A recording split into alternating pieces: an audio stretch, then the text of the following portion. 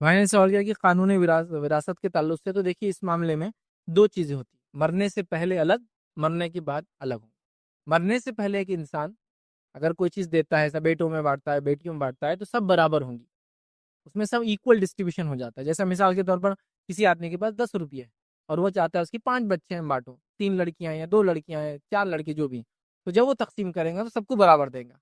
سمجھ؟ جیسا 10 روپئے ہے تو 2 2 روپئے سب کو دیں گا، 5 بچے ہیں، یہاں کچھ بھی وہ نہیں ہوگا۔ لیکن جب انسان مر جاتا ہے تو مرنے کے بعد یاد رکھیے پھر وراثت لاگو ہو جاتی ہے۔ وراثت جب لاگو ہو جاتی ہے تو اس کے تقسیم کرنے کا طریقہ پھر بالکل بدل جاتا ہے، یاد رکھیے وہ ایک الگ طریقہ ہے۔ یہ بات بھی جان لیں، کچھ لوگ یہ غلطی کرتے ہوئے یہ ہوتا ہے کہ جو وراثت جس کی ہوتی ہے اس سے اس کے وارثین کیا کرتے ہیں، زندگی میں بولتے ہیں کہ آپ کیا کر دو، وراثت کے حصے کر دو، لیکن وہ حصے تب دیے نہیں جاتے، حصے دینا مرنے کے بعد ہم کو، لیکن ابھی کر دو۔ جیسا مثال کے طور پہ بچے آ کے بول رہے ابا 10 روپئے آپ کے پاس ہے، تو کیا کرو 8 روپئے بھائیوں کو دے دو اور 2 روپئے بہن کے نام پہ لکھ دو زندگی میں۔ تو زندگی میں ایسی اگر کوئی جس کو کہتے ہیں وصیت، اگر کوئی آدمی کر رہا ہے جس کی وراثت بننے والی مرنے کے بعد، یہ وصیت غلط وصیت ہے، کیونکہ زندگی میں برابر حصے ہوں گے، تو 8 روپئے بیٹوں کو اور 2 بیٹی نہیں ہو سکتا۔ ہاں، 8 بیٹے اور 2 بیٹیاں تو 8 بیٹوں کو 8 روپئے اور 2 بیٹی کو تو چل جاتے، کیونکہ 2 کو 1 آئیں گے اور یہ۔ لیکن اگر وہ ایسا کر رہا ہے کہ نہیں، بیٹوں کو 80% اور بیٹیوں کو 20%، بیٹیاں 4 ہیں بیٹے 3 ہیں، تو وہ 20% ان کو اور 80% وہ، تو یاد رکھیے دنیا میں بھی غلط ہے اور مرنے کے بعد بھی غلط۔ اگر اس نے ایسی ول بنا، مطلب ایسی وصیت بھی کیا اور اس کا انتقال ہو گیا، تو یہ وصیت کو ایکسیکیوٹ نہیں کیا جائے گا اس کے مرنے کے بعد۔ مر گیا ایک بار آدمی تو صرف وہی ایکسیکیوٹ ہوگا جو شریعت نے کہا، اور وہ اس کی تقسیم کے اپنے حصے ہیں، ٹھیک ہے؟ تو 1/3 جو وصیت بھی ہوتی ہے، وصیت صرف غیر وارثوں کو ہوتی ہے، یاد رکھیے۔ تو اگر کسی انسان کا انتقال ہو گیا، اس کو بیٹے بیٹیاں تھے، انتقال کے بعد اگر زندگی میں اس نے بولا بھی تھا کہ بیٹوں کو زیادہ دو، بیٹیوں کو تم کم لو، لیکن انتقال ہو گیا نا، جب تک ملے نہیں، انتقال ہو گیا، اس کا اب وراثت اس کے کہے کے مطابق نہیں ہوں گی، اب شریعت کے مطابق ہو جائیں گی، اور شریعت نے کہا کہ ان کے حصے ایسے ہوں گے۔ اب حصے تقسیم کیے جا رہے ہیں، بھائی کو زیادہ حصہ ملا، باقی بہنیں بول رہی کہ ٹھیک ہے ہم نے بھائیوں کو چھوڑ دی، وہ لے لے، زیادہ لینا ہے۔ ایک بہن بول رہی کہ نہیں، میرے کو تو پورا جو میرا حق ہے وہ ہونا، وہ اپنے شوہر کا بھی مشورہ نہیں لے رہی، وہ اپنے بچوں کا کسی کا نہیں لے رہی، تو بھی وہ جائز ہے، اس کا حق ہے، وہ ایسا کر سکتی ہے کیونکہ اس کا حق ہے۔ جیسا مثال کے طور پر 4 بھائیوں کو 3 بہنوں نے بولا ہم نے معاف کر دیا، تم کو پوری پراپرٹی، ایک بہن بولتی میں نہیں کر رہی، پورا اس کا حق، وہ لے سکتی ہے شریعت میں۔ یہ الگ بات ہے کہ دو نے معاف کر دیا تو کوئی نہیں بول سکتا دیکھو وہ 2 معاف کر دیا تم بھی معاف کر دو، کی مرضی ہو، تو شریعت تو اس کو دے دیا نا حصہ، وہ اس کو لے سکتی ہے، تو وہ اس کا حق ہے۔ اب اس کا شوہر بولتا ہے چھوڑ دو بھائیوں کو حصہ، اپنے کو کیا کرنا ہے، بولتی نہیں چھوڑنا ہے، تو اس کا حق ہے۔ اس لیے اس کو علم الفرائض کہا گیا نا، یہ فریضہ ہے تقسیم کرنا، تو وہ لے سکتی ہے، حالانکہ 2 بھائیوں نے بہنوں نے معاف کر دیا، 4 بہنیں تھی معاف کر دیا چاروں نے، ایک بہن اڑی ہوئی ہے تو دینا ہی پڑیں گے، لیکن شرعی اصول دیکھیے کیا ہے، ہونا تو یہی چاہیے۔ انتقال ہوا کسی انسان کا، وراثت تھی، شریعت کے حساب سے بانٹ دو، پھر بہنوں کو جو کرنا ہے وہ کریں گی، سمجھ رہے آپ؟ ایسا کبھی ہوتا ہے نا کہ وہ بھائی بولتے ہیں ہم تو یہ گھر میں رہ رہے جس میں ابا کا انتقال ہوا، اب یہ کیسا چھوڑ سکتے ہیں ہم تمہارے لیے، تم تو اپنے شوہر کے گھر میں خوش ہو، ہاں خوش ہے، لیکن اب شریعت نے باندھ دیا تو دینا تو ہے۔ آپ اللہ کو تھوڑی بول سکتے کہ اللہ ہم 4 بھائی ایک ہی گھر میں، ہم کیا کرنا، یہ کیسا قانون ہے کہ بہنیں اللہ کے گھر میں خوش ہے، کروڑپتی کے گھر میں، لیکن بہن بولتی مجھے کروڑپتی ہونے کے باوجود بھی ابا کے مکان میں چاہیے حصہ، تو بھائی یا تو اس سے خرید لے، ان دا سینس کی گھر کا قیمت آج 10 لاکھ ہے، بہن کا حصہ ہو رہا 2 لاکھ کا یا 1 لاکھ کا، تو بولے کہ 1 لاکھ تمہارا ہو گیا، اب ہم نے لے لیے پراپرٹی آپس میں، سمجھے تینوں مل کے 30-30 ہزار جمع کی، بہن کو دے دیے، یا جو بھی ہوتا ہے، سمجھ رہے آپ؟ تو کرنا تو پڑے گا۔ کوئی یہ نہیں بول سکتا کہ ہم غریب بھائی ہے، وہ امیر بہن ہے، اس کا کام معاف کر دیں، 3 بہنوں نے چھوڑ دیا، ایک بہن نہیں چھوڑ رہی، تم ذرا سیکھو اس سے 2 بہنوں سے، وہ سب ریزن نہیں ہے نا، چونکہ اس کا حق ہے، وہ حق لینے میں آدمی پیچھے نہیں ہٹتا، تو اس کو اگر لینا ہے تو وہ لے۔ آپ کو یہ بولے کہ اس کے شوہر سے مشورہ لے لی، شوہر بول رہا چھوڑ دو، بیٹے بول رہے چھوڑ دو، دیکھیے شوہر اور بیٹے کا حق ہی نہیں ہو، وہ ماں اس عورت کا حق ہے جو اس کو ملا وراثت میں اللہ کی طرف سے، وہ جب تک نہیں چھوڑیں گے کسی کے بولنے سے چھوٹتا نہیں۔ جیسا مثال کے طور پر مہر کے طے ہوا شادی میں، اب مہر کیا بول رہے، ابا کیا بولے لڑکی کے بیٹے مہر چھوڑ دو، امی کیا بولی لڑکی کی بیٹے مہر چھوڑ دو، سسر بول رہا بیٹے مہر چھوڑ دو، ساس بولی مہر چھوڑ دو، لیکن مہر اس کا ہے، وہ اس نے جب تک نہیں چھوڑنا چاہیں گی کوئی اس سے مہر معاف، ایون شوہر بھی بولے میرا مہر معاف کر دو تو معاف نہیں ہوتا ہو، اس نے بولنا میں نے مہر معاف کر دی تو وہ ہو گیا۔ ہاں کسی نے اصلاح کی، جیسا کبھی ہوتا کمپلیکیشن ہے، یہ ہے وہ ہے، اور سارے لوگ مل کے بول رہے بیٹا یہ جان دو وراثت، اللہ اس کو آخرت میں بدلا دیں گا، اور بہن بول رہی کہ ٹھیک ہے میں بھی چھوڑ دیتی ہوں، لیکن میں کیا کہہ رہا ہوں یاد رکھیے، ہر آدمی اگر یہی کرتا جائے گا، یہی کرتا جائے گا، یہی کرتا جائے گا، اور عورتوں کا حق ایسے ہی مارتے ہم جائیں گے، تو پورا سسٹم ہی ختم ہو جا رہا، دیکھیے پھر۔ اور کچھ لوگ تو یہاں تک چلے جاتے، بولتے یار یہ تقسیم ہی ہے، نعوذ باللہ، عجیب دکھ رہی، اور جب آپ ایسا ایک لفظی بولتے نا، سیدھا یہ تو کفر کی طرف بات جا رہی، سیدھا آپ نے اگر کوئی بولتے یار یہ نماز 5 ٹھیک ہی نہیں دکھے تو آپ کافر ہو گئے، کفر کر دیا آپ نے. اللہ نے اپنے حکمت سے تقسیم کیا اس کو، میرے اور آپ کی حکمت نہیں ہے. ہم لوگ تو انسان ہیں اور اتنی چھوٹی سوچ رکھتے اسی کو انتہا ہے، تو ہم کو وہ ماننا ہی چاہیے. میں تو کہوں گا پہلے دے دینا چاہیے، دینے کے بعد بہنیں بولے کہ ہم آپ کو واپس دیتے ہیں، تو اس میں بہت پاکیزگی رہتی. ابھی دیکھیے کیسا میں آپ کو بتاتا ہوں. سمجھ لیجئے میں نے آپ سے ادھار لیا، آپ سے میں نے پیسے لیا، کتنا لیا؟ 1,00,000 روپے ادھار لے لیا. اب ہو رہا یہ کہ 1 مہینے کے بعد بھی آپ نے بولے فیض بھائی، تو فیض بھائی ہمیں واپس دے دیں گے، ٹوپی داڑھی وغیرہ سب تو اب ہوں گا، تقریر کرتے تو نیکی ہوں گے. اب آپ آ رہے 1 ہفتے تو فیض پیسہ کیا بھاگ کے جا رہے ہیں خان صاحب. چل ٹھیک ہے، جان دو کوئی مسئلہ نہیں، اجر ہی ملیں گے. آپ نے 1 ہفتہ اور چھوٹ دے دیتے، پھر اگلے ہفتے آ رہے کہاں جا رہے ہیں؟ اورنگ آباد چھوڑ کے دھندے پانی کا کیا ابھی ہے؟ انشاءاللہ انشاءاللہ ابھی چل جانا. اب سال 2 سال ہو گئے، اس کے بعد آپ کیا بولتے؟ صدقہ کر دیا میں نے وہ فیض کو. بیڑا غرق ہو جو بولتے اور عمل نہیں کرتے ان پر. ایسا کر کے آپ کیا کرتے؟ چھوڑ دیں. لیکن کیا واقعی میں آپ نے چھوڑا اس کو؟ جیسا آپ مسجد میں گئے نیا جوتا پہن کے گئے اور چوری ہو گیا. اب کچھ لوگ کیا بولتے؟ بول نیت کرو، صدقے کی نیت کرو. ارے نیت عمل سے پہلے ہوتی بعد میں نہیں ہوتی، لگتے وقت کرنا. بعد میں تھوڑی ہوتی. مطلب چوری ہو گئی تو صدقے کی نیت کرو، صدقے کے نہیں. ہاں آپ پہ ظلم ہوا اس کا اجر ملے گا آپ کو اتنے پیسے کے ساتھ، لیکن صدقہ نہیں ہونا ہے. صدقے کو تو نیت لگتی نا، انٹینشن لگتا. نیت کے بعد عمل ہوتا کہ میں صدقہ دے رہا ہوں، پیسہ نہیں ہوتا. وہ چلا گیا، آپ پہ ظلم ہوا ایسا بولیں گے، اس کا بدلہ دیں گے اللہ تعالیٰ آپ کو. اچھا سمجھ رہا بات؟ یہ آپ بول سکتے تو بہنوں کو دے دو پہلے، کے بعد وہ بولے ہم کو نہیں چاہیے، آپ لے لو. کچھ بھی کر سکتے، دیکھیے کچھ بھی کر سکتے. بہنوں بھائیوں کو دے دے، ایک کمزور بھائی کو دے دے، ایک غریب بھائی کو دے دے، ایک معذور بھائی کو دے دے، ایک کمزور بہن کو دے دے، ایک غریب بہن کو دے دے، خود لے لے، خود لے کے بانٹ دے. لہٰذا زندگی میں مالک نے وصیت بھی کیا جو وارث بننے والے ہیں، اگر وہ شریعت کے مطابق نہیں ہے تو وہ چلیں گی بھی نہیں وصیت. دوسرا شریعت نے خود حصے بتا دیے، کچھ نہیں بھی کرے تو وہ آٹومیٹک سسٹم پہلے سے بنا پڑ جائے گا. وارثوں کو ویسی وصیت ہوتی نہیں، زندگی میں دیں گا تو برابر دیں گا، مرنے کے بعد تقسیم ہوں گی تو ویسی ہوں گی جیسی شریعت نے بتائی. اگر اس نے وصیت بھی کیا تھا کسی قسم کی بیٹے بیٹوں کو تو وصیت بھی نہیں مانی جائیں گی اگر وہ وراثت کے تقسیم کے سسٹم کے خلاف ہوں گی. تو لہٰذا وہ سسٹم لاگو کیا جائے گا. پھر بہنوں کو اپنا حصہ ملے گا، بھائیوں کو اپنا ہوگا. بہنیں چھوڑنا چاہے چھوڑ سکتی، بھائی چھوڑنا چاہے چھوڑ سکتے، کچھ بھی اس میں ہو سکتا ہے. لیکن یہ ول سے ہوں گا، خوشی سے ہوں گا، کسی کے بولنے سے نہیں. تو جو بہن آمدہ ہے کہ مجھے حصہ چاہیے، اس کو تو بھائیوں کو حصہ دینا ہی پڑے گا. پھر لینے کے بعد وہ جو کرنا چاہے گا. اور جن بہنوں نے چھوڑ دیا ان کو انشاءاللہ جس کا اللہ کے چکر میں نے یہ کر لیا، مطلب یہ خود زنا کار اپنے آپ کو بھی ثابت کرتا اور اس لڑکی کو بھی زانیہ ثابت کرتا. جو آدمی کسی بھی الزام لگاتا ہے، مرد ہو یا عورت ہو، اس نے ایک ایسا سنگین جرم کیا جو اس کے لیے دنیا اور آخرت میں وبال بننے والا ہے، کیونکہ وہ 7 بڑے گناہوں میں سے گناہ کر رہا ہے. دنیا میں لعنت کے مستحق اور آخرت میں بڑے گناہ بڑے عذاب کے مستحق ہونے والے ہیں. جہنم میں پیپ کا عذاب دیا جائے گا، آخرت کی مفلسی کا سبب ہوگا. یہ آخرت میں وہ انسان خلاش ہوں گا اپنے اعمال سے. بسم اللہ الرحمن الرحیم. ان الحمد للہ نحمده ونستعینه ونستغفره ونعوذ باللہ من شرور انفسنا ومن سیئات اعمالنا من يهدي الله فلا مضل له ومن يضلل فلا هادي له واشهد ان لا اله الا الله وحده لا شريك له واشهد ان محمدا عبده ورسوله وبعد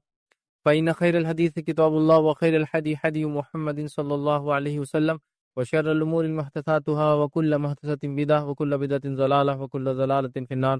وقال عز وجل في القرآن المجيد أعوذ بالله من الشيطان الرجيم بسم الله الرحمن الرحيم يا أيها الذين آمنوا اتقوا الله حق تقاته ولا تموتن إلا وأنتم مسلمون. وقال يا أيها الناس اتقوا ربكم الذي خلق من نفس واحدة وخلق منها زوجها بث منهما رجالا كثيرا ونساء واتقوا الله الذي تسالون به والأرحام إن الله كان عليكم رقيبا. وقال يا أيها الذين آمنوا اتقوا الله وقولوا قولا سديدا يصلح لكم أعمالكم ويغفر لكم ذنوبكم ومن يطع الله ورسوله فقد فاز فوزا عظيما. اللهم صل على محمد وعلى آل محمد كما صليت على إبراهيم وعلى آل إبراهيم إنك حميد مجيد. اللهم بارك على محمد وعلى آل محمد كما باركت على إبراهيم وعلى آل إبراهيم إنك حميد مجيد. رب اشرح لي صدري ويسر لي أمري واحلل عقدة من لساني يفقهوا قولي. أما بعد، تمام تعریفیں اس اللہ عز و جل کے لائق و زیبا ہے جو تمام جہانوں کا بنانے والا اور اسے پالنے والا ہے، اور درود و سلام اس کے آخری نبی محمد صلی اللہ علیہ وسلم پر. الحمدللہ ہم تمام یہاں اس جو ہے درس کے لیے جمع ہوئے ہیں، اور اس درس کے اندر انشاءاللہ العزیز جس ٹاپک پر میں روشنی ڈالنے کی کوشش کروں گا، آج کا جو میرا ٹاپک ہے یہ ویسے تو ہر زمانے میں ہر دور میں اہمیت کا بہرحال حامل رہا ہے، لیکن آج کے جدید دور میں میڈیا کے اس ایج میں اس ٹاپک کا ریلیونس، اس ٹاپک کی اہمیت اور بھی بڑھ جاتی ہے، جس ایج کے اندر لوگوں نے جو ہے ہر کسی پر تہمت لگانا، الزام لگانا اور خاص طور سے بھولی بھالی معصوم عورتوں پر، لڑکیوں پر تہمت لگانا، اور یہاں تہمت سے مراد یاد رکھیں کہ زنا کا الزام لگانا، یہ بالکل چلن، معمول، عام بات، یا ایک سسٹم بن چکا ہے کہ بس کوئی بھی اٹھا چھوٹا آدمی آتا ہے اور کسی کے اوپر بھی الزام لگا دیتا ہے. الزام لگانے کی اس کی وجہ ABCD XYZ جو بھی ہو سکتی، مطلب الف با جیم کوئی بھی اس کی وجہ ہو سکتی، بس وہ آتا ہے اٹھے چھوٹے کہ بس الزام لگا دیتا ہے کہ یہ لڑکی تو صحیح نہیں، یہ عورت تو صحیح نہیں، یہ لوگ تو صحیح نہیں، یہ خاندان تو صحیح نہیں. اور یہ بالکل ایک دم عام ہو چکا. مطلب پہلے تو ایسا تھا کہ ایسا کوئی الزام لگا دے تو ہر آدمی اس مجلس میں جو بیٹھا ہے یا تو اس کی بھویں چڑھ جاتی تھی، یا تو وہ اپنے کانوں کو بند کر لیتا تھا، یا پھر اس سامنے والے گریبان پکڑ لیتا تھا کہ بھائی آپ نے یہ جو کہہ دیا اب اس کا آپ کے پروف، ایویڈنس اور دلیل کیا ہے. لیکن آج ایسا ہو چکا ہے کہ ہر آدمی دوسرے پہ الزام لگاتا ہے اور بس وہ چسکارے لگانے والا مسئلہ رہتا ہے کہ اچھا ایسا ہے، یہ تو ہم کو معلوم ہی نہیں تھا، ارے میاں یہ تو بالکل ایسی ہے. اور بس اس نے کہا، دوسرے نے اس کو مان لیا، تیسرے نے اس کو سن لیا، اور وہ صرف وہاں تک رکتی نہیں بات، پھر وہ بات وہاں سے نشر ہونا شروع ہوتی ہے. مطلب وہاں سے وہ بات پھیلنا شروع ہوتی ہے، اور پھر وہ ایک سے دوسرے کی طرف، دوسرے تیسرے کی طرف، پھر گھر سے، مطلب لوگوں سے، افراد سے نکل کے کمیونٹیز میں، خاندانوں میں، اور پتہ نہیں کہاں کہاں وہ بات یاد رکھے چلی جاتی ہے. اور اتنی برائیاں پھر سمجھ میں نظر آتی ہے کہ وہ بیچاری ایک لڑکی جس کو کوئی دور دور تک خبر، جس کو وہ کہتے ہیں کوئی ہوش، کوئی سمجھ میں نہیں تھی کہ اس پر کیا الزام لگایا جا رہا ہے. مطلب وہ متقی پرہیزگار ہے، معصوم ہے، بھولی بھالی ہے، ایک عام شریف النفس خاتون ہے، چاہے وہ مسلمان ہو نہ ہو، بھولی بھالی ہے، لیکن اس کا اس معاملے میں، اس الزام میں اس کا کوئی حصہ نہیں ہے. لیکن اس پر ایک بہتان، ایک الزام اور ایک بات گڑ دی جاتی ہے، اور یہ بات پورے معاشرے میں مشہور ہو جاتی ہے. یہ بات اتنی کامن ہے، اتنی عام ہے کہ لوگ بس لوگوں کو دیکھ کر ہی الزام لگا دیتے ہیں. اب یہ کیسے معلوم کر سکتی ہے ان کی آنکھیں؟ کیا اس کی دلیل ان کے پاس ہوتی ہے؟ کیا ایویڈنس اور پروف ہوتا ہے؟ مطلب کسی نے کم کپڑے پہنا تھا، ہاں یہ تو زانی ہوں گئی. کسی عورت کے یا کسی مرد کے کم کپڑے پہننے سے، ایسے ویسے کپڑے پہننے سے، کانے بالی ڈالنے سے مرد کے، یا نتن پہننے سے، یا عورت کا جو ہے کم لباس پہننے سے وہ زانیہ نہیں ہو جاتی. آپ سمجھ رہے؟ یہ بہت بڑا الزام ہوتا ہے. تو سیدھا ہم کیا کرتے ہیں، بس ایسا کچھ بھی دیکھا تو زنا کا الزام لگا دیا. مطلب کوئی بھی چیز پر، ایون کہ یہ تک دیکھا گیا کہ جس ماحول میں ساری مسلم خواتین برقع پہنتی ہے، اور اگر اس ماحول کے اندر ایک عورت نے برقع چھوڑ کر برقع اتار دیا، سنبھل لیے، تو اس پہ بھی الزام لگاتے زانیہ ہے بول کر ہی. مطلب کوئی تو تک ہو بات کرنے کا، کوئی تو مطلب جس کو کہتے سمجھداری کا تقاضا ہو. کیا ہر عمل پر، ہر انسان پر آپ زنا کی تہمت لگا سکتے ہیں؟ اور یہ کامن ہو چکا ہے. اچھا، ایک زمانہ تھا یہ چیز خاص تھی خواتین کی حد تک، مطلب عورتوں پر لوگ ایسے الزام لگاتے تھے، یہ بہت کامن تھا. اب یہ ہوگا کہ بس ہر کس نہ کس، مرد کیا عورت کیا، ہر آدمی پہ الزام لگا ہوا ہے. مطلب یہ نوجوان ہے، اچھا تھوڑا سا ایسے ویسے کپڑے پہنتا ہے، ہاں یہ تو زنا کرتے ہوں گے، زانی ہے، دکھ رہی ہے، زانی ہے، اس پہ الزام لگا دیا. کوئی عورت دکھی ذرہ برابر بھی معاشرے سماج سے ہٹ کر، جیسا میں نے مثال دی، سب برقع پہنتے، ایک عورت لڑکی برقع نہیں پہنتی، ارے یہ تو زانیہ دکھ رہی، مطلب اس پہ لگا دیا الزام، ارے اس کا تو معاملہ کچھ گڑبڑ دکھ رہا، لگا دیا الزام. ٹھیک. اس کے بعد جو ہے اگر کوئی جو آپ سے پروف پوچھے تو پھر اس کی پروف میں کیا دیا تھا معلوم آپ کو؟ مطلب دلیل کے طور پر، میاں دھواں اٹھ رہا ہے تو آنکھ تو ہوں گی، مطلب اگر کسی نے ایسی بات کیا تو وجہ تو ہوں گی. اب یہ تو کوئی بیسس ہی نہیں ہے کہ اگر کوئی کسی کے بارے میں کوئی بات کہہ دے تو اس کی کوئی وجہ ہوں گی، اور کوئی وجہ اس کا مطلب وہ آدمی ویسا ہوگا. مطلب جو پروف دیا جا رہا ہے وہ پروف بھی ایسا دیا جا رہا ہے، یاد رکھیے کہ اسی کو امتحان نہیں. بس ہم کو لگا، ہم نے سنا، ہم کو محسوس ہوا، دھواں ہے تو آنکھ کہیں نہ کہیں لگی ہوں گی، بات ایسی ہے تو کوئی نہ کوئی کچھ نہ کچھ تو وجہ ہوں گی. مطلب کوئی اس کے لیے وہ نہیں. اور یہ جس طرح سے رفتار سے میڈیا بڑھتا جا رہا ہے، میڈیا کے آلات بڑھتے جا رہے ہیں، اس کے ٹولز بڑھتے جا رہے ہیں، اسی رفتار سے اور اسی تیزی سے یہ برائی بھی، مطلب یہ تہمت لگانے کا سلسلہ بہت چل پڑا ہے. دیکھیے کچھ گناہ تو گناہ ہے ہی اپنے آپ میں، لیکن وہ ایسے گناہ ہوتے ہیں جس سے معصوم لوگوں کو بھی تکلیف ہوتی ہے. کچھ گناہ تو گناہ ہوتے ہیں جو ذاتی طور سے ایک شخصیت کو برباد کر دیتے ہیں، لیکن ایسے بھی کچھ گناہ ہوتے ہیں جو سامنے والے کو برباد کر دیتے ہیں، سماج کو برباد. جیسا سود لے لیجئے، وہ خود انسان کو برباد کرتا ہے لینے والے، اور سماج کو برباد کرتا ہے. یہ الزام لے لیجئے، یہ الزام کی وجہ سے بولنے والا تو گناہ گار جہنمی ہوگا اس وجہ سے، لیکن اس کے ساتھ ساتھ وہ معصوم عورت، وہ معصوم لڑکی، اس کا خاندان، اس کے گھر والے، اس کے رشتہ دار، وہ سب بدنام ہو جاتے ہیں. مطلب یہ ایسا گناہ ہے جو تہمت لگانے کا، زنا کا الزام لگانے کا، جس میں ایک فرد شامل نہیں ہوتا، اس کے اندر کئی گھرانے اور کئی خاندان متاثر ہوتے ہیں. اور کچھ لوگوں کے لیے یہ الزام اتنا سنگین ہوتا ہے، اتنا خطرناک ہوتا ہے، اتنا بڑا ہوتا ہے، اتنا زیادہ ہوتا ہے کہ وہ اس کو جھیل نہیں پاتے. لیکن اگر وہ اس کو جھیل نہیں پاتے تو میری ان لوگوں سے اپیل ہے کہ ایسے الزام لوگوں پہ لگتے رہیں، اچھے لوگوں پر، لیکن اس وجہ سے کوئی بھی انسان، مرد ہو یا عورت ہو، کوئی غلط قدم نہیں اٹھانا چاہیے. مطلب سامنے والا آپ پر الزام لگا ہے اور آپ غلط قدم اٹھا رہے ہیں، یہ کبھی بھی صحیح نہیں. یاد رکھیں. اور ایسے الزام بڑے بڑے لوگوں پہ لگے، بڑے بڑے لوگوں پہ لگے. میں اگر مثال دوں تو ایک نبی پر ہی الزام لگا کہ زنا کا الزام لگا، اور وہ کون تھے؟ زنا نہیں بلکہ زنا بالجبر کا الزام لگا، ریپ کا الزام لگایا گا. اور یہ تو یوسف علیہ السلام، کچھ نہیں کیا آپ نے، معصوم ہے آپ. ایک عورت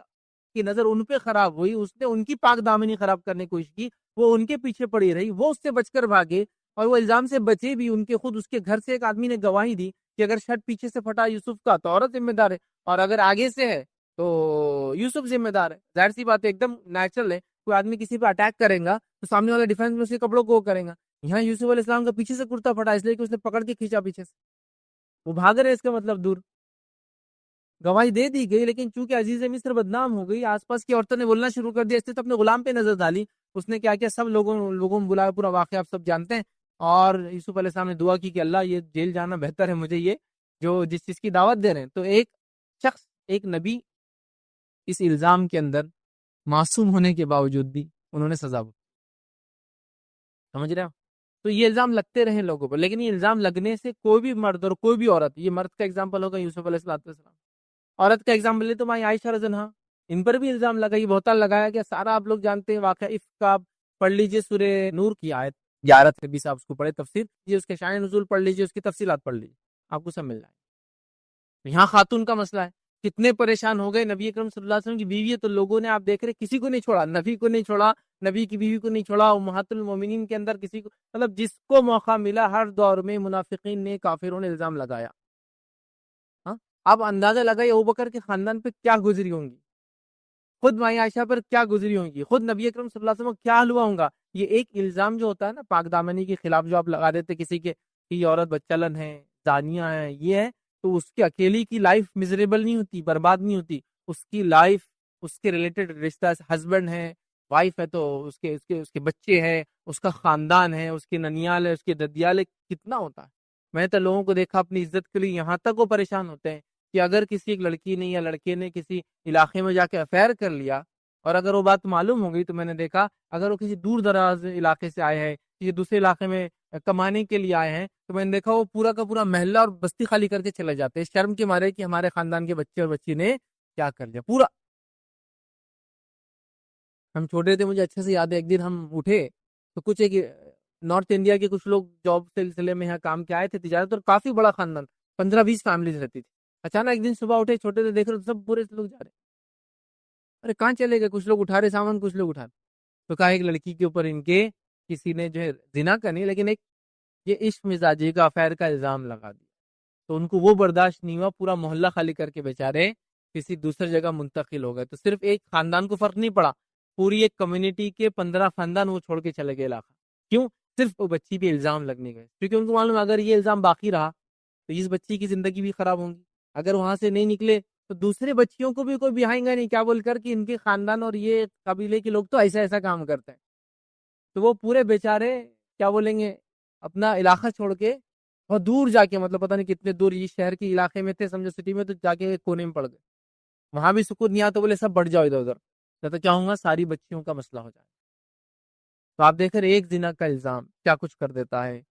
کتنا نقصان ایک سماج کو، ایک فرد کو تو ہوتا ہے. تو زنا کا الزام کسی پہ لگانا، یہ وہ جرم، وہ گناہ ہے جو گناہ اس انسان کو جو لگاتا ہے اس کو برباد کرتا ہے، اور جس پہ لگتا ہے اور جس کے اطراف میں لوگ برباد ہوتے ہیں. لیکن میری یہ اپیل ہے کہ کوئی بھی انسان ایسے الزام کے چکر میں اس پہ جھوٹا الزام لگایا جائے تو وہ کوئی غلط قدم کبھی نہ اٹھائے. میں نے اگر کوئی مرد ہو تو یوسف علیہ السلام مثال ہے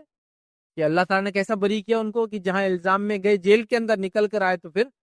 وزیر بن گئے. خزائن الارض کے، زمین سے جو مادے اس زمانے میں نکلتے تھے، آج تو کئی منسٹریاں ہیں وہ، لیکن جب ایک ہی منسٹری تھی، زمین سے نکل اناج ہو، معدنیات ہو، منرلز ہو، سب کے لیے ایک ہی منسٹر ہوتا تھا. تو خزائن الارض ان کو بنا دیا گیا، مطلب زمین سے نکلنے والے مادوں کے وہ لیڈر، مطلب منسٹر بن گئے اس زمانے میں. جو بھی اس زمانے میں جو حکومت ہوا کرتی تھی مصر کی، فرعونی نہیں تھے، اس سے پہلے کی جو بھی حکومت، سمجھ رہے. اور عائشہ رضی اللہ عنہا کے تعلق سے جب الزام لگا تو اللہ رب العزت نے اس الزام کو بدل دیا اور قیامت تک کے لیے 10 آیتیں مائی عائشہ کی برات میں اتار دی کہ قیامت تک الزام لگانے والے لگاتے رہیں گے. رب العزت نے آلریڈی ان کی برات نازل کر دی. سمجھ رہے تو آپ معصوم ہیں تو آپ کو کوئی قدم لینے کی ضرورت نہیں، آپ کو اللہ سے دعا کرنے کی ضرورت ہے. سامنے والا اپنا انجام کو انشاءاللہ بہت جلدی پہنچیں گے، لیکن کوئی غلط قدم نہ اٹھائے. لیکن یہ گناہ ہی ایسا ہے، یہ جرم ہی ایسا ہے کہ اس کے کرنے کی وجہ سماج پہ بہت زیادہ اثر پڑتا ہے. اب یہ اس کے دو اثرات، ایک اثر تو میں لیا لوگ ڈپریس ہو کے خودکشیاں کر لے رہے ہیں، بیمار ہو جا رہے ہیں اور کیا کچھ نہیں ہو رہا، اور دوسرا اثر یہ ہوتا ہے کہ اس گھنولے الزام کے بعد اگر وہ واقعے میں ویسا ہو گیا، مطلب ان دا سینس کہ لوگوں نے بائک آؤٹ کر دیا، اس الزام کو سچا مان لیا، تو یہ انسان پھر اس گناہ میں لگ جاتا ہے، بولتا اب تو لگی گیا الزام، کیا کریں گے اب جی کر، زندگی تو ایسی گزارنا، سمجھ رہا؟ تو یہ دونوں میں سے خطرناک رخ ہوتا زندگی کا، یا تو برائی کی طرف چلے جاتے ہیں یا تو برے ڈیسیجنز اپنے بارے میں لے لیتے ہیں۔ کا ذمہ دار کون ہوتا ہے؟ وہ پہلی بار وہ بیوقوف، وہ انسان جو کیا کہیں گے اس انسان کو، اس کے ایک چھوٹا سا جھوٹا الزام، چھوٹی سی جھوٹی بات جو اس نے ایک پخ کی شک میں اڑا دیا نا، کھڑے کھڑے ہوتا نا، کچھ بھی بس بولنا ہے کسی کے بارے میں بول دو، یا پھر اس نے الزام کی شکل میں بول دیا، یا پھر چٹخارے لینے کے لیے مجلس میں تھوڑی ہوا بن جائے کہ عورتیں کتنی برائیاں کر رہی، مرد کتنے برے ہو گئے، اس نے بول دیا ایک خاندان کے بچے ایسے، اس خاندان کی بچیاں ایسی، اس خاندان کے مرد ایسے، اس خاندان کی عورت ایسی ہے، کسی پہ لگا دیا، ابھی شادی شدہ بھی ہو سکتا، کنوارا بھی ہو، کچھ بھی ہو سکتا، بس لگا دیا، اور بس آپ دیکھتے پورا۔ تو یہ بہت خطرناک سنگین جرم ہے، کسی پہ زنا کا الزام لگانا، نہ صرف اس لگانے والے کو نقصان دیتا ہوتا، آخرت میں بھگتیں گا، جس پہ لگتا ہے، جس کی وہ بچی یا بچہ ہے، جس وہ خاندان سے بلانگ کرتی ہے، جس بستی یا علاقے سے بلانگ کرتی ہے، سب پر سے الزام آتا ہے اور سب ہل جاتے ہیں، یاد رکھیے۔ تو یہ ایک ایسا جرم ہے جو جرم صرف اس کرنے والے پہ اثر نہیں کرتا جس کے خلاف کیا گیا، اور اس کے اطراف میں بہت سارے لوگوں پر اس کا اثر ہوتا ہے، اس کا اثر زبردست ہوتا ہے۔ ایک نبی کی مثال دے دی میں نے آپ کو، دوسرے نبی اکرم صلی اللہ علیہ وسلم کی جو ہے بیوی کی مثال میں نے آپ کو امہات المومنین سے عائشہ رضی اللہ عنہا کی دے دی آپ کو، جن پر یہ الزام لگایا گیا، جھوٹا الزام تھا، رب العزت نے اس کی برات نازل کی، لیکن دونوں ہی کیس میں وہ شخص کو ایک تکلیف دہ فیز سے گزرنا پڑا، یوسف علیہ الصلوۃ والسلام کو جیل سے، اور مائیں عائشہ کا پورا واقعہ عفق کے اندر آپ پڑھ لیجئے، بہت لمبی روایت ہے، حدیث بھی جو اس کے اندر آتی ہے اتنی لمبی حدیث ہے کہ اب میں اس کو خیر واقعہ میں بیان بھی نہیں کر سکتا، اتنی طویل ہے کہ کس تکلیف ان کا خاندان پہ گزرا، وہ ماں پہ کیا تکلیف آئی، اس باپ پہ کیا تکلیف آئی، اس سماج کے دیگر رشتہ داروں پر، ان کے بھائیوں پر، وغیرہ وغیرہ وغیرہ وغیرہ وغیرہ، کتنی تکلیفوں سے وہ گزرے، یاد رکھیں، اب اس کو اندازہ بھی نہیں لگا سکتے، یاد رکھیں۔ تو لہٰذا یہ کوئی معمولی چیز نہیں ہوتی، یاد رکھیں، یہ الزام کوئی معمولی الزام نہیں ہوتا، یاد رکھیں۔ تو ہم لوگوں کا کام ہے اس معاملے میں بہت احتیاط کریں کہ کسی پاک دامن بھولی بھالی عورت، میں نے عورت اس لیے رکھا اس کے اندر، یاد رکھیے، ویسے تو یہ پاک دامن بھولے بھالا نوجوان بھی میں لکھ سکتا ہوں یہاں، عموماً لڑکیوں پہ الزام زیادہ لگتے ہیں، عموماً لڑکیوں پہ لگے گئے الزام کا اثر زیادہ ہوتا ہے، اور عموماً لڑکوں پہ الزام لوگ ایسے نہیں لگاتے ان جنرل، آپ سمجھے؟ تو لہٰذا وہ رکھا، لیکن یہ عنوان دونوں کے لیے، اگر کسی سماج میں عورت پر الزام لگ رہا ہے اور کسی سماج میں مرد پہ لگتا ہے تو بات دونوں کے لیے سیم ہے، کرنے والا گناہ دونوں پہ کریں گا تو سیم گناہ ملیں گا، اور دونوں کی سزا آخرت میں کرنے والے کو جس نے الزام لگایا اس کو آخرت میں سیم ملنے والی ہے، ٹھیک ہے؟ تو لہٰذا اور اجر کے اعتبار سے جس لڑکی یا لڑکی پہ لگا اس کو بھی اللہ تعالیٰ اجر کے اعتبار سے، چونکہ اس کو تکلیف بھی اجر بھی دیں گا جس قسم کی تکلیف اس کو ہوئی، تو دونوں کے لیے ویسے تو پاک دامن عورتوں پر زنا کا الزام لگانا، یا پاک دامن نوجوان پر زنا کا الزام آج کے زمانے میں بول سکتے ہیں، کیونکہ جس زمانے میں ہم بات کر رہے تھے وہاں کامنلی عورتوں پہ لگتا تھا، آج سب پہ لگایا جا رہا ہے، بس تھوڑا بھی کسی سے مطلب ہٹ کر ہے وہ سماج سے تو بولے یہ زانی ہوگا، لوگ چال سے، ڈھال سے، بات چیت سے، کپڑوں سے، علاقوں سے لگا لیتے اندازہ کہ یہ زانیہ ہے اور یہ جو ہے زناکار عورت ہے یا مرد ہے، مطلب یہ کیسے ہو سکتا ہے؟ مجھے بہت امیزنگ سچویشن ہے، یہ تعجب والی بات ہے، اور امت مسلمہ بھی اس جس کو بولیں گے اس روش میں بہہ گئی۔ ویسے تو ایک بحران جس کو بولتے ہیں نا، ایک باڑھ آئی گی برائی کی، لیکن اس باڑھ کے اندر اور ہم لوگ بھی شامل ہیں کہ کھڑے رہنے والوں کو بھی دھکا دے کے اس میں ہم گرا رہے ہیں، ایسے الزام کی شکل، مطلب ایک تو ہے برائی میں باڑھ ہے، لوگ بہہ کے جا رہے ہیں، اور ہم لوگوں کی الزام سے ہم بھی ایک طرح سے دھکا دے رہے ہیں ان کو اس پانی میں، تم بھی جاؤ گرو کہ تم کھڑے ہیں عزت کے ساتھ، یا تو میں نے کہا نا، ایک تو ڈپریس ہو کے کوئی قدم اٹھا لے گا، یا تو پھر برائی کی طرف چل جائیں گے، بہت کم ہی لوگ جو سینسیبل ڈیسیجن لے کے ٹک سکے اس، سمجھ رہے؟ تو اس بات کو سمجھنے کی ضرورت ہے، لیکن جس پہ بھی الزام لگے وہ صبر کرے اور تحمل رکھے اور اپنی زندگی گزارتے جائیں، رب العزت اس معاملے میں بہت جلدی نتیجہ لا کر آپ کو اس کا بتا دیں گا کہ الزام لگانے والوں کا کیا حال اور کیا نتیجہ ہوا، اس بات کو ہم ذہن میں رکھیں۔ چلیے آئیے آگے بڑھتے ہیں، یاد رکھیے اس بات کو سمجھنے کی بات کہ یہ خطرناک چیز ہے، یہ سنگین جرم ہے، ایسا کرنا بہت غلط ہے۔ ہم چند باتیں میں آپ کے سامنے انشاءاللہ آج رکھنے کی جو کوشش کروں گا، تو آج کا جو میرا عنوان ہوگا وہ 4 پوائنٹس پہ ہوں گا، 4 مین پوائنٹس ہوں گے، اور اس کے اندر کئی سب پوائنٹس ہم لوگ کور کریں گے۔ پہلے 4 پوائنٹس کیا ہوں گے ہمارے؟ تہمت کا شرعی حکم ہم دیکھیں گے، کوئی تہمت لگائے تو اس کا شرعی حکم کیا ہے، ٹھیک۔ دوسرا ہم دیکھیں گے تہمت کیوں لگائی جاتی ہے، اس کے ریزنز کچھ دیکھیں گے، میں آپ کے سامنے جو میرے اپنے تجزیے سے یا جو ماحول میں چلتا ہے اس کے اعتبار سے، ہر علاقے کے اپنے ریزنز ہو سکتے ہیں۔ تیسری چیز ہم دیکھیں گے جھوٹی تہمت لگانے اور عزتوں کو اچھالنے والوں کو آخرت میں اور دنیا میں کیا انجام ہوگا وہ دیکھیں گے، ٹھیک۔ اور چوتھی چیز دیکھیں گے واقعہ افق، جو یہ واقعہ افق جس کو کہتے ہیں، واقعہ افق کے اندر جو مائی عائشہ رضی اللہ عنہا کے ساتھ ہوا سورہ نور کی آیت 11 سے 20 آپ اس کو پڑھے تفسیر، تو اس سے کیا سبق ہم کو ملتا ہے وہ بھی دیکھیں گے، تاکہ قیامت تک کے لیے یہ چیز قرآن کے ذریعے باقی ہے تو اس میں کیا ملا، مطلب اس واقعے کے بعد اللہ رب العزت نے جوابی کاروائی کیسے کی اور کیا بتایا وہ دیکھیں گے، تاکہ اگر کسی پہ اللہ نہ کرے ایسا الزام لگاؤ تو اس کے لیے یہ چیزیں باقی رہتی ہے، اس کو اس واقعے سے کیا کیا نصیحتیں ملتی ہے، سامنے والے کو تو کیا ہوگا وہ تو پہلے رکھ دیں گے، لیکن اس سے جس پہ لگا اس نے کیا کرنا چاہیے، اس کو کیا اس کے بھی بینیفٹس ہے وہ بھی ہم دیکھیں گے، اس لیے کہ کوئی بھی چیز دنیا میں ایسی نہیں ہے جو خیر سے خالی ہو، حالانکہ کبھی کبھار ظاہر بہت شر نظر آتا ہے۔ جیسا مثال کے طور پر میں ریلوے اسٹیشن گیا، میں نے ٹرین پکڑنے کی کوشش کی اور میری ٹرین چھوٹ گئی تو مجھے لگتا ہے یہ واقعہ بہت ہی سنگین اور بھاری ہے، میری جاب چلے جائیں گی، اب کیا کیا کیا کیا کیا جو بھی ایکس وائی زیڈ ہوگا وہ مجھے لگتا ہے، لیکن اس کے بعد کوئی خبر آ جائے کہ ٹرین جو ہے پٹری سے ہٹ گئی تھی، ٹرین جو ہے ایکسیڈنٹ اس کا ہو گیا تھا، تو آپ اللہ کا شکر ادا کرنا شروع کر دیتے، مطلب ایک ہی واقعہ ہے، پہلے آپ پریشان تھے کہ ٹرین چھوٹ گئی تو بہت برا ہوا، اور وہیں پھر آپ شکر بھی کرتے اللہ اچھا ہی ہوا چھوٹ گئی، سمجھ رہا؟ تو کوئی بھی ایسی چیز دنیا میں نہیں ہے جس کا کچھ نہ کچھ فائدہ نہ ہوتا، تو ہر شر کے اس میں بھی کچھ نہ کچھ خیر کا پہلو ہوتا ہے۔ یہ میں گناہ کرنے والے کو نہیں بول رہا کہ اس کے گناہ میں بھی کچھ نہ کچھ فائدہ ہے، میں بولنا چاہ رہا ہوں کہ جو بھی الزام آپ پہ لگ رہا ہے، جو بھی چیز آپ کے ساتھ ہو رہی ہے جو بظاہر لگتی ہے کہ غلط ہو رہی ہے، حالانکہ آپ کچھ سب کچھ صحیح کر رہے ہیں، تو یاد رکھیے اس چیز کو جس کو ہم کہیں گے اس کے اندر کچھ نہ کچھ خیر کا پہلو ہو جاتا ہے۔ تو یہ 4 پوائنٹس انشاءاللہ عزیز ہم بہت مختصر سے ڈسکس کریں گے۔ چلیے آئیے پہلا تہمت کا شرعی حکم ہم دیکھتے ہیں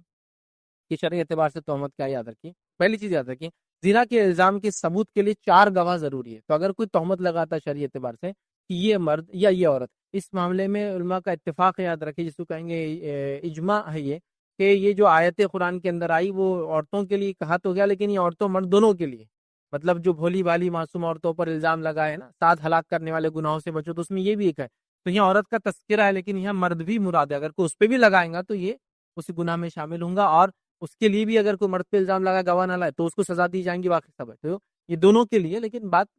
خواتین کے تعلق سے خاص کہی گئی، لیکن حکم جو ہے وہ دونوں کے لیے۔ تو پہلی چیز یاد رکھیں، زنا کے الزام کے ثبوت کے لیے 4 گواہ لانا ضروری ہے،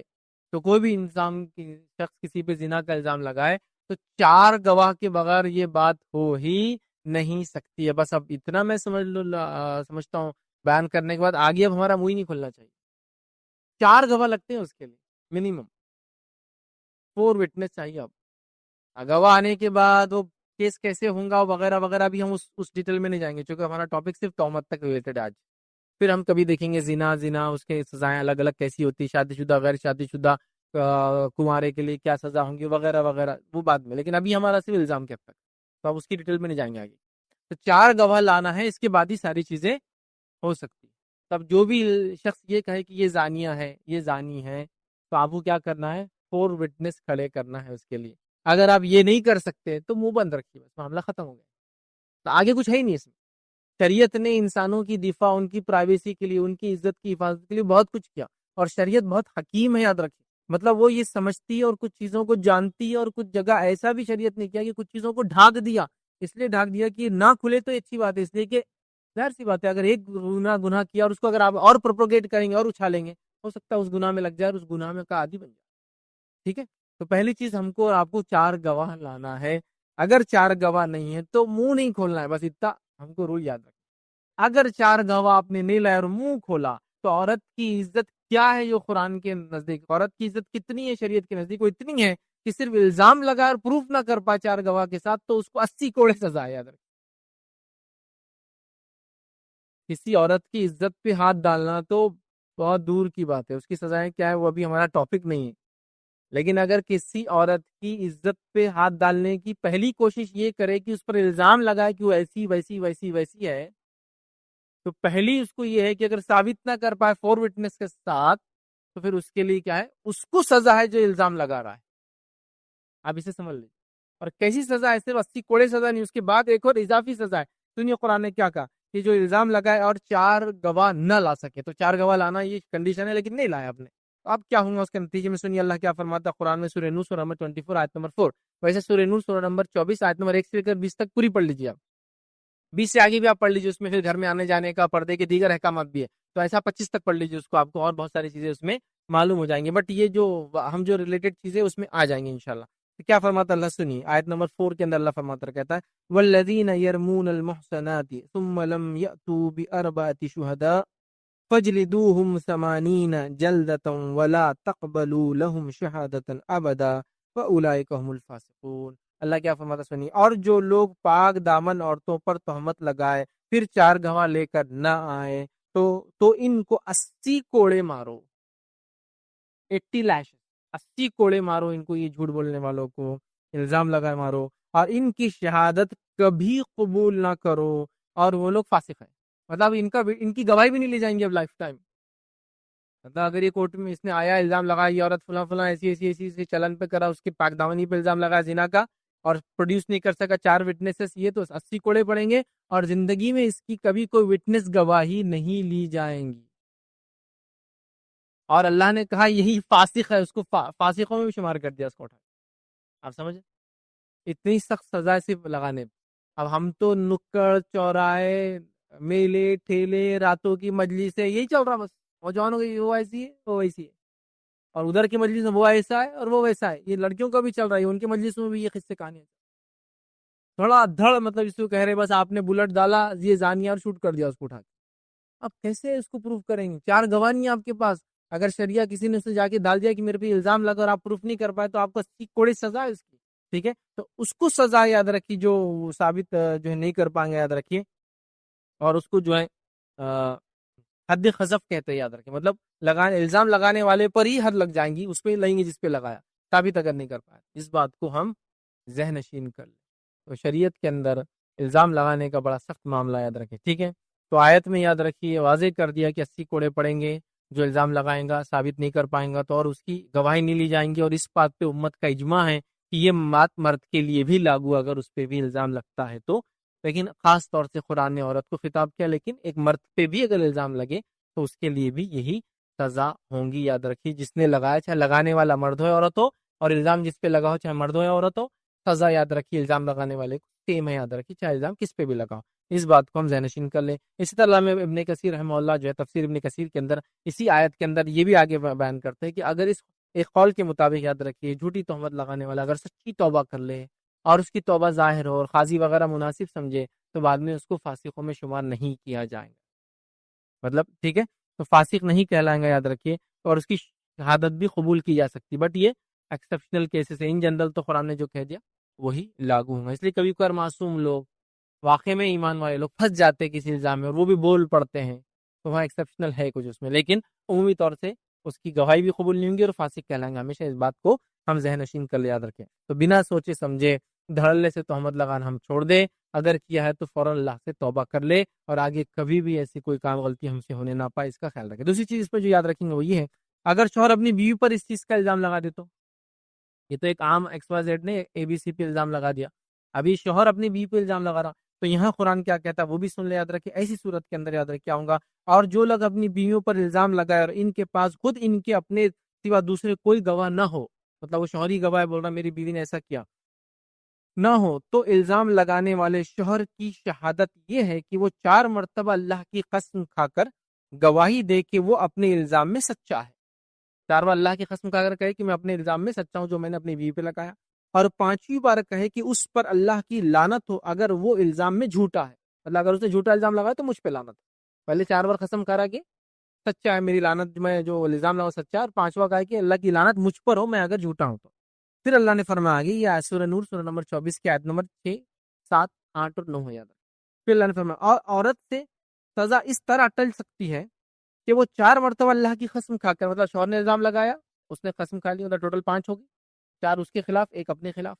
اور پھر عورت کیا کریں گی، وہ بھی 4 مرتبہ اللہ کی قسم کھا کر شہادت دے کہ یہ شخص اپنے الزام میں جھوٹا ہے جو میرے پہ الزام لگا رہا ہے، اور 5ویں مرتبہ کہے کہ اس بندی پر اللہ کا غضب ٹوٹے اگر شوہر اپنے الزام میں سچا ہے تو، 5 اپنے